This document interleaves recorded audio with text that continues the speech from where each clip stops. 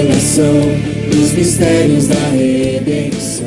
Bom, nós tivemos aquelas pessoas que escreveram em pergaminho, em papiro e também em argila. Até hoje são encontrados documentos arqueológicos em argila, em papiro, em pergaminho. E é importante a gente perceber esse entendimento do papiro, especialmente, porque eu acho que você já deve ter visto o pergaminho em algum livro, em algum momento. Porque o pergaminho, às vezes a gente fala assim, a gente quer entender, a gente quer imaginar, quando fala livro na Bíblia, a gente imagina o livro como nós conhecemos hoje. Mas o livro, naquela época, não é nesse formato que nós temos hoje. É aquele formato de pergaminho que você enrolava, você enrola o livro para fechar e você desenrola para abrir. Então, muitas vezes, quando eu comecei a ler a Bíblia, eu não entendia. Poxa, como é que Jesus, lá no templo, quando ia fazer a leitura, que foi chamado para ler o livro do profeta Isaías, por que a Bíblia está dizendo que Jesus abriu o livro, depois fechou o livro?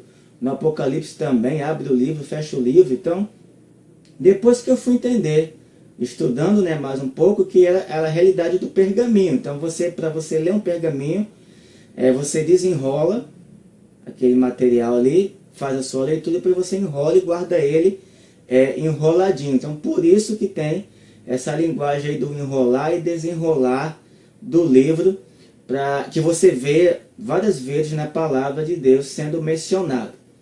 Interessante você ter essas informações, porque pode ficar até sem entender, e uma explicação tão simples como essa já tira a dúvida de alguém, né? Porque não é fácil, nem tudo a cultura, a realidade da época, lá de Israel, daquela região ali, tem muita diferença do que nós vivenciamos hoje, é claro. Então, o livro mesmo, como nós conhecemos hoje, como eu te mostrei ainda agora, né? Aquele livro que você folheia e tal, ele só veio surgir com a invenção da imprensa, no século XV, que foi através do católico Gutenberg. O Gutenberg foi um católico muito importante para a imprensa, porque se hoje você tem a forma de você ler um livro hoje, foi porque ele criou a máquina da imprensa moderna, que é usada praticamente a base do que é feito hoje. E a primeira coisa que ele imprimiu, foi a Bíblia. Olha só que interessante, né? Eu acho que você talvez também não saiba disso.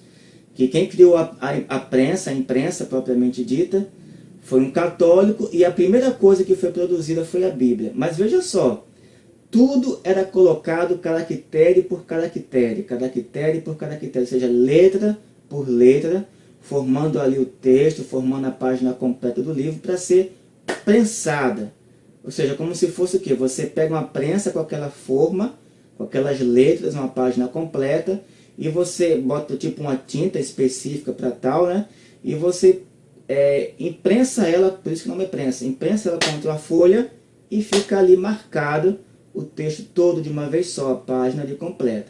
Então, mas até então, gente, não era tão fácil assim você ler a Bíblia, porque a dificuldade era essa, é um conteúdo enorme, onde você, para produzir, só produzia se fosse à mão, era toda produzida à mão, escrita por caneta, de pena, ou algo parecido. Então não era tão fácil, e demorava muito tempo para uma Bíblia ficar pronta. Mas mesmo assim era feito, mesmo assim a Igreja Católica ia lá e produzia a Bíblia mesmo à mão. Quem fazia eram os monges. Demandava muito tempo, muita paciência, porque não é simplesmente você escrever, copiar um texto, era feito com arte, era feito com muita dedicação, fora alguns pequenos enfeites que se faz na página, de estética, essas coisas todas. Então não era algo fácil, não era algo de você ter, porque não tinha tecnologia também para isso. Tudo era à mão. Para você ver que no cristianismo, logo no primeiro século e nos primeiros séculos, pronto, no tempo de Jesus, tem gente que pode pensar assim, tudo que Jesus ia falando, tinha alguém escrevendo. Não tinha. E mesmo depois de Cristo lá fazer o seu sacrifício na cruz, ressuscitar, subir aos céus, Mesmo assim, o que aconteceu?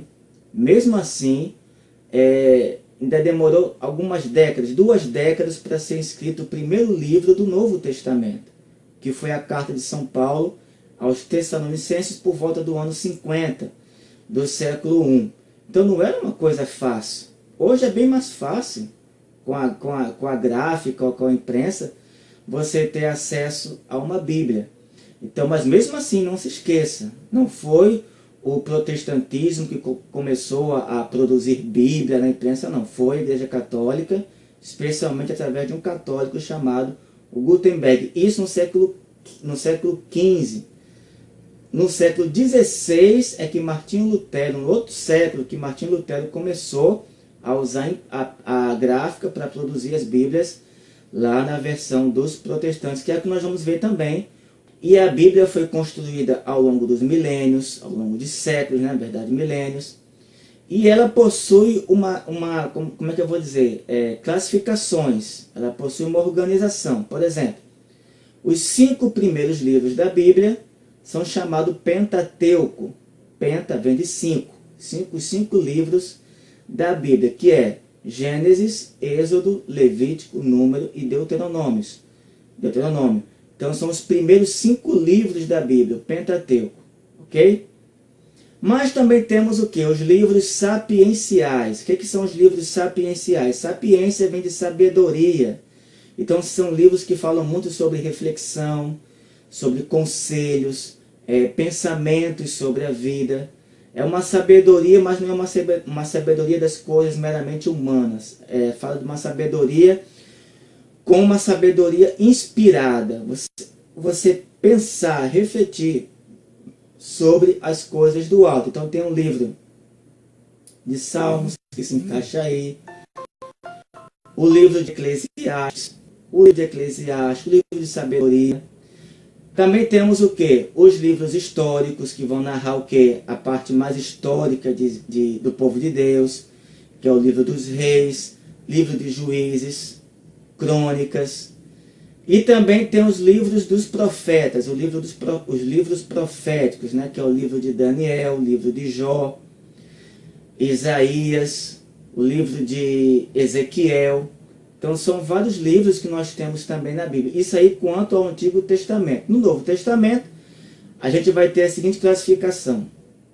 Os evangelhos, que são 4 evangelhos, eu creio que você já sabe disso, né? Mateus, Marcos, Lucas e João. As epístolas ou cartas apostólicas, né? Cartas escritas pelos apóstolos, incluindo São Paulo, que não foi um apóstolo que viveu, que seguiu Jesus, que chegou a conhecer Jesus ainda vivo, não. Mas ele também é considerado um apóstolo, pela sua grande missão também que foi realizada. E tem o Apocalipse, que conclui toda a Bíblia. É importante lembrar que o Apocalipse, ou seja, a conclusão da Bíblia, foi feita por volta do ano 90, por aí, no século I. Certo? Então, o que nós temos agora para pensar diante de tudo isso? Eu colocaria você para pensar no seguinte. Porque a Bíblia, né? A Bíblia significa, em grego, significa livros. A Bíblia é um conjunto de livros. Então, como você acredita, como você acha que todos esses livros, 72 livros para os católicos e 66 na versão dos protestantes, como que todos esses livros têm essa unidade em comum se não fosse uma inspiração divina? Bom, toda essa unidade de inspiração só pode ter vindo de um único inspirador, claro. Por isso que tem o mesmo pensamento, embora que o Novo Testamento venha mudar bastante coisa do Antigo Testamento. Por quê? Porque o Antigo Testamento foi uma preparação para o Novo. Foi uma preparação, foi uma espécie de... Foi uma preparação, é a melhor palavra mesmo. Foi uma preparação. A antiga aliança foi uma preparação para a nova aliança, ou seja, a antiga aliança que Deus fez com Abraão foi uma preparação para a nova aliança feita através de Jesus Cristo na cruz. Então nada necessariamente se contradiz, mas na verdade se complementa, se aperfeiçoa. O Novo Testamento veio para aperfeiçoar Por isso que Jesus disse, eu não vim abolir a Escritura, eu vim levar à perfeição. E é isso que a gente precisa entender. Como eu falei aqui agora, se não me falha a memória, por que tem essa diferença? Por que tem essa diferença de livros? Especialmente do Antigo Testamento, né? Na verdade, são 7 livros do Antigo Testamento que tem na Igreja Católica, que tem na Bíblia dos católicos e não tem na Bíblia dos protestantes. Essa diferença se dá pelo seguinte fato. Você deve ter ouvido falar que a Igreja Católica acrescentou 7 livros, né? A história não é bem assim, e vamos ver agora como exatamente foi. A Igreja Católica, desde os primeiros séculos, que é a única igreja que existia desde a época, existe até hoje, era ela, então ela era a única responsável pelas decisões, né? Não tinha um nome ainda, né? Os cristãos demoraram para ter um nome, a igreja demorou para ser estruturada, porque Cristo não deixou tudo pronto. Tudo tem sido elaborado ao longo dos séculos. Então desde o primeiro século já teve essa necessidade. Por quê? Porque desde o século I, já no tempo de Paulo já assinava algumas cartas dessa forma. Eis que esse escrito vem de meu próprio punho, sou eu, Paulo. Por que ele botava isso? Porque já havia gente se passando por Paulo. Já havia pessoas se passando por apóstolos, se passando por seguidor de Cristo, e enviando cartas às comunidades com doutrinas próprias da sua própria cabeça. Não é isso? Da sua própria mente. Isso foi aumentando no século II também. Então no século III tinha que ter uma organização. Peraí, quais são realmente os livros que estão valendo e quais são os livros que não estão valendo? Então no final do século II, mais ou menos, já havia entre os cristãos uma espécie de coletânea de livros onde havia um bom consenso entre a maioria dos cristãos. É uma coleção de livros, de escritos da Bíblia passados para a versão vetolatina, ou seja, do latim antigo. Isso no finalzinho do século II já. E nessa coletânea, nesse acervo aí guardado pelos cristãos, tinha todos os livros que nós conhecemos hoje na Bíblia Católica. São os 72 livros, incluindo os 7, os polêmicos 7 livros que não existem na maioria das Bíblias dos protestantes.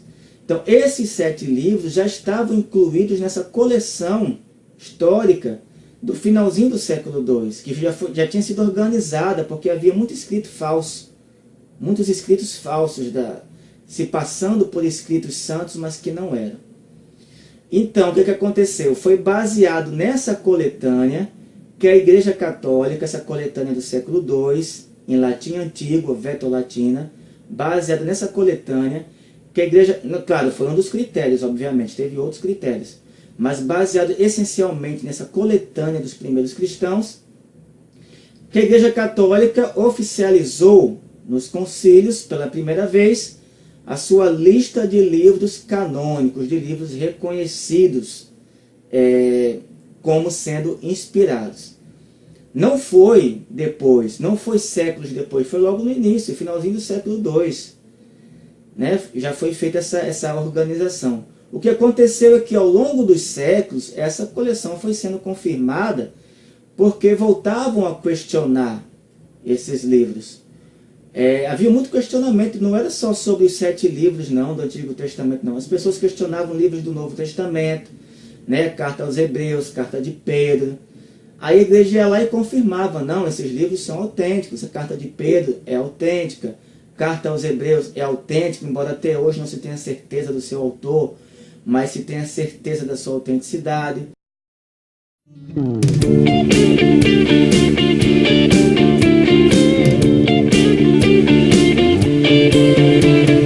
Revelação dos mistérios da redenção.